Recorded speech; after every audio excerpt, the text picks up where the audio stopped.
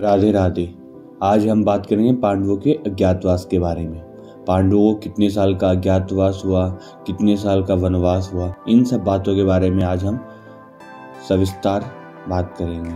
सबसे पहले हम समझते हैं अज्ञातवास क्या होता है। बिना किसी के संज्ञान में आए किसी अपरिचित स्थान व अज्ञात स्थान पर रहना ही अज्ञातवास कहलाता है।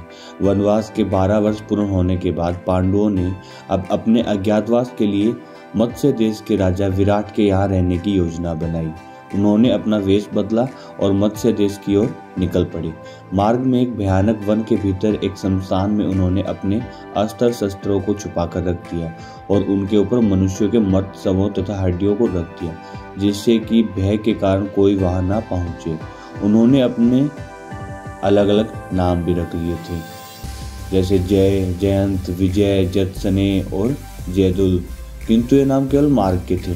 मत्स्य देश में वे इन नामों को बदलकर दूसरे नाम रखने वाले थे। राजा विराट के दरबार में पहुंचकर युधिष्ठिर ने कहा, हे राजा, मेरा नाम कंक है, मैं धनुष विद्या में निपुण हूँ। आपके पास आपकी सेवा करने की कामना लेकर उपस्थित हुआ हूँ। विराट बोले, कंक, तुम दर्शनीय पुरुष प्रतीत होते हो, मैं तुम्हें पाकर प्रसन्न हूँ, अतः तुम सम्मान पूर्वक यहाँ रहो। उसके बाद शेष पांडव राजा विराट के दरबार पहुंचे और बोले, हे राजाधिराज, हम सब पहले राजा युधिष्ठिर के सेवक थे। पांडवों के वनवास हो जाने पर हम आपके दरबार में सेवा के लिए उपस्थित हुए हैं। राजा विराट के द्वारा परिचय पूछने पर सर्वप्रथम हाथ में करची कढ़ाई लिए हुए भीमसेन बोले, महाराज, आपका कल्याण हो, मेरा नाम बल्लभ है, मैं रसोई बनाने का कार्य उत्तम प्रकार से जानता हूँ। मैं महाराज युधिष्ठिर का रसोइया था। सहदेव ने कहा, महाराज, मेरा नाम तंतीपाल है, मैं गाय बछड़ों के नस्ल पहचानने में निपुण हूँ और मैं महाराजा युधिष्ठिर के गौशाला की देखभाल करता था। नकुल बोला, हे महाराज, मेरा नाम ग्रंथिक है, मैं अश्व विद्या में निपुण हूँ। राजा युधिष्ठिर के यहाँ मेरा काम उनके अश्वालय में देखभाल करना था। महाराजा विराट ने उन सभी को अपने सेवा में रख लिया।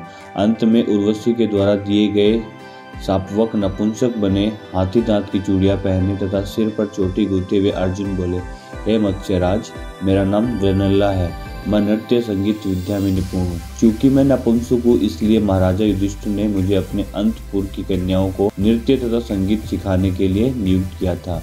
वृनल्ला के नृत्य संगीत के प्रदर्शन पर मुग्ध होकर उनकी नपुंसकता की जांच करवाने के पश्चात महाराजा विराट ने उसे अपनी पुत्री उत्तरा के नृत्य संगीत की शिक्षा के लिए नियुक्त कर लिया।